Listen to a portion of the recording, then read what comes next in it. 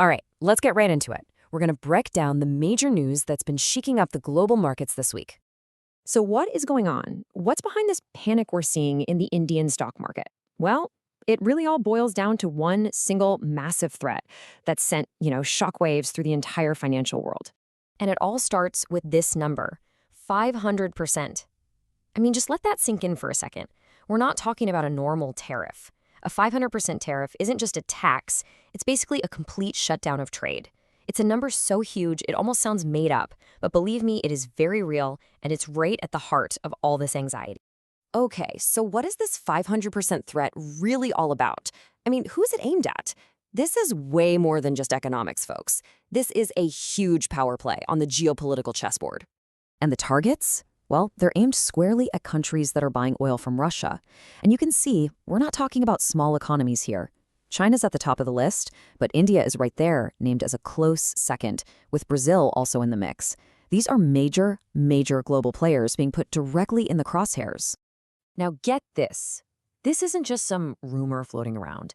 This is a direct quote from a U.S. Senator, Lindsey Graham, who's on the record saying he's talked to former President Trump about it and that Trump agrees. This statement right here is what took the whole thing from a what-if scenario and made it a terrifyingly real possibility. So to really get what's going on, we have to look deeper than just trade numbers.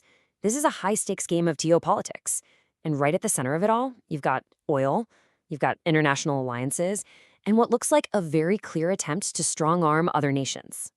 You know, a lot of experts are not mincing words. They're calling this what it is, a form of political blackmail. The idea is to use this incredible economic pressure to basically force countries like India to stop buying so much oil from Russia. And if that happens, the economic fallout for them could be absolutely huge. And look, this isn't just threats and talk anymore. The situation is escalating. We're now seeing direct action, like the U.S. seizing a Russian-linked oil tanker, with the UK's help. This is a major step up. It signals that we're entering a much more physical, confrontational phase of this whole conflict. Okay, so how does a big geopolitical threat like this actually hit people's wallets? Let's take a look at how this all translated into very real, very painful financial consequences for companies in India. Because trust me, when politicians start throwing around numbers like 500% tariff, money starts moving, and fast. The impact was, well, it was immediate, and it was brutal, especially for sectors that export a lot of goods. You know, the ones that really depend on American customers. Take a look at a company like Gokuldas Exports, a big name in textiles. Their business relies heavily on the U.S. market, and they saw their stock value basically get chopped in half. We're talking sharp, painful daily drops right after this news broke. All right, this next part is absolutely crucial because it's a bit of a statistical illusion. On the surface, if you just look at the headline numbers for India's exports, you might think, hey, things look pretty good. But when you dig a little deeper, you find that a huge chunk of that growth is just from Apple making iPhones there. And here's the kicker. Those profits, they don't stay in India. They go right back to Apple in the US. So this one company's success is actually hiding a really deep weakness in many other traditional Indian export sectors. They're the ones who are truly vulnerable here. And you gotta understand, this whole situation with the tariffs, it isn't happening in a vacuum. It's actually part of a much bigger global trend. We're seeing countries all over the world ramping up their military spending and their economic posturing. Tensions are definitely rising. And this is a perfect example of that. You've got Trump essentially telling American defense companies to get ready for something big. The message is loud and clear. Stop paying out your profits to shareholders as dividends. Instead, reinvest that money into new technology, into expanding your operations. And you better believe investors are listening. They see this as a sign of future conflict, and boom, defense stocks all across Europe are suddenly surging to all-time highs.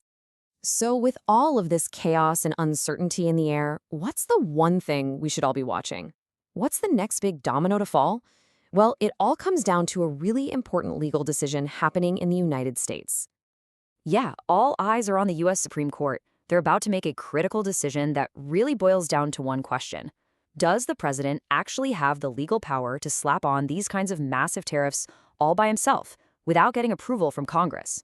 We've got the exact date and time here, and whatever they decide is going to dictate the next chapter in this whole global drama. And really, this decision creates two totally different potential futures. It's a real fork in the road. On one hand, if the court says no, the president doesn't have that authority, well, the tariffs could be declared unconstitutional. We'd probably see the US dollar weaken, which could be good for things like gold and silver, and the Indian rupee might get stronger. But on the other hand, if the court upholds the president's power, wow, that could open the door for even more drastic actions. It's pretty much the worst-case scenario for global trade, and you could see a flood of foreign investors pulling their money out of markets like India to avoid the fallout. So for now, nobody knows for sure what's going to happen. The entire global market is just holding its breath. And it leaves us with this huge question. Is this 500% threat just a crazy high-stakes negotiation tactic? Or are we watching the very first shot being fired in a new and potentially devastating global trade war?